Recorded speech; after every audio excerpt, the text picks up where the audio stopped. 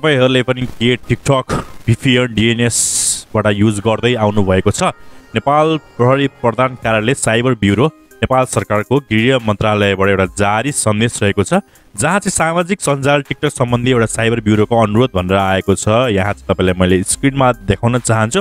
नेपाल सरकार मन्त्री परिषदको मिति 2080 साल 7 महिना 27 गतेको निर्णयबाट भिडियो प्लेटफर्म सार्वजनिक सञ्जाल टिकटक नेपालमा बन्द गर्ने सम्बन्धमा भनिएको छ, जहाँ चाहिँ के भनिएको छ भन्दाखेरि पूर्ण रूपमा प्रसारणमा बन्देज लगाएको सामाजिक सञ्जाल टिकटक VPN DNS जस्ता असुरक्षित अवैधिक माध्यमबाट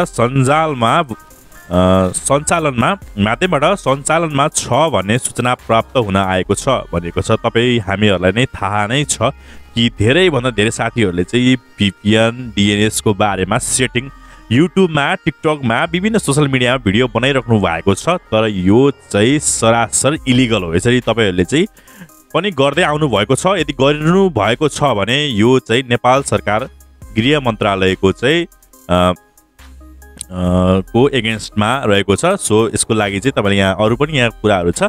त्यसपछि यहाँ VPN र DNS प्रयोगले गर्दा प्रयोगकर्ताको डिभाइसमा रहेको महत्त्वपूर्ण डाटा जस्तै व्यक्तिगत विवरण, ब्याङ्किङ विवरणहरु समेत पहुँच पुर्याई है चोरी भई आर्थिक दुरुपयोगका घटना साइबर सुरक्षाको दृष्टिकोणले समेत बढिरहेको पाइएको छ भनेको छ।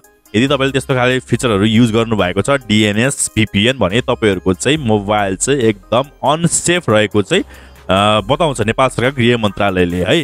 र साथै यहाँ के भनेको छ भन्दाखेरि चाहिँ विद्युतीय स्वरूपमा गैर कानुनी कुरा सम्प्रेषण गरिएको गलत सामग्रीहरु व्यक्ति तथा समाजलाई नकारात्मक प्रभाव पार्नुका साथै व्यक्तिको चरित्र हत्या गर्ने, सार्वजनिक नैतिकता, जातीय भाषिक धार्मिक सद्भाव खलबलाउने र राष्ट्रिय एकता तथा राष्ट्रिय हित प्रतिकूल असर पार्ने लगायतका दुष्प्रभाव है सिर्जना गर्ने गतिविधि समेत टिकटकको माध्यमबाट हुने गरेको पाइएको हुँदा यस प्रकारको गतिविधिहरू प्रविधिको दुरुपयोग गरी प्रयोग नगराउनु हुन सबैमा नेपाल प्रहरी साइबर ब्युरोको अनुरोध गर्दछ भनेर उपनिर्देशक नरेन्द्र चरण प्रहरी उपरीक्षकले चाहिँ यहाँ साइन गर्नुभएको छ। तपाईले देखिरहनु भएको छ यहाँ चाहिँ मसँग एउटा चाहिँ नोटिस रहेको छ र भोट आइडी काठमाडौँबाट चाहिँ यो जारी गरेको छ। तपाईले यहाँ इमेल आइडी पनि देख्न सक्नुहुन्छ, मिति देख्न सक्नुहुन्छ, 2080 साल 8 महिना 5 गतेको रहेछ। यहाँ फोन नम्बर र विभिन्न कुराहरू तपाईले यहाँ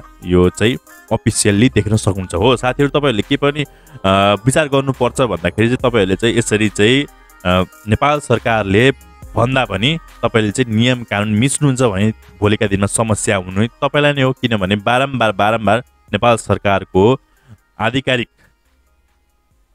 फेसबुक पेज, सोशल साइटहरु विभिन्न कुराहरुबाट चाहिँ यसरी सञ्जालमा चाहिँ समाचारहरु सम्प्रेषण भइरहेको छ है।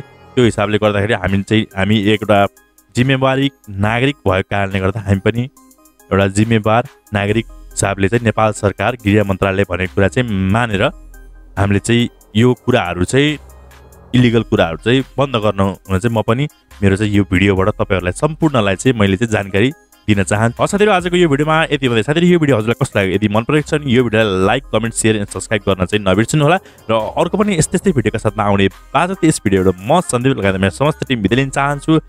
हस्त नमस्ते, जय नेपाल, बाइ बाइ।